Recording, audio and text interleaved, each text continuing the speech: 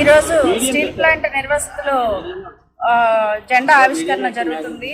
ఈ జెండా ఆవిష్కరణలో ఈరోజు స్టీల్ ప్లాంట్ ఫౌండేషన్ రోజు సందర్భంగా జెండా ఆవిష్కరణ అనేది నిర్వహించారు. ఈ కార్యక్రమంలో all India Bahujan Samaj party నుంచి స్టేట్ మహిళా కన్వీనర్ లక్ష్మి గారు, నేను, అలాగే CCC నుంచి క్రిస్టియన్ కోఆర్డినేషన్ కౌన్సిల్ నుంచి ఉత్తరాంధ్ర కన్వీనర్ అండ్ జిల్లా సెక్రటరీ గారు కూడా రాజ్కుమార్ గారు అటెండ్ అయ్యాము.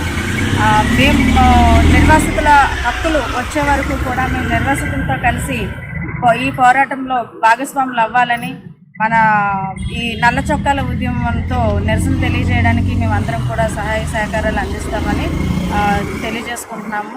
అలాగే ఈ స్టీల్ ప్లాంట్ యాజమాన్యం వెంటనే ఈ నిర్వాసితులను పిలిపించి ఏవైతే వాళ్ళకి మిగిలిన భూములు ఇవ్వాల్సి ఉందో అది ఇచ్చి, అలాగే వాళ్ళ 6 కార్డులు మిగిలిన బ్యాలెన్స్ ఏవైతే ఉన్నాయో వాటికి ఉపాధులు కల్పించి రావాల్సిన జీవన భృతులు కూడా ఇప్పించాలని స్టీల్ ప్లాంట్ యాజమాన్యానికి తెలియజేస్తూ ఈ అవకాశాన్ని ఇచ్చినటువంటి ఈ కార్యక్రమంలో పార్టిసిపేట్ చేసే అవకాశం కల్పించినందుకు నిర్వాసితుల కమిటీకి అందరికీ కూడా ధన్యవాదాలు తెలియజేసుకుంటున్నాను. మరిన్ని విశాఖ ఉక్కు RANL వార్తల కోసం మన వైజాగ్ స్టీల్ ఫ్యామిలీ యూట్యూబ్ ఛానల్లో సబ్స్క్రైబ్ అవ్వండి.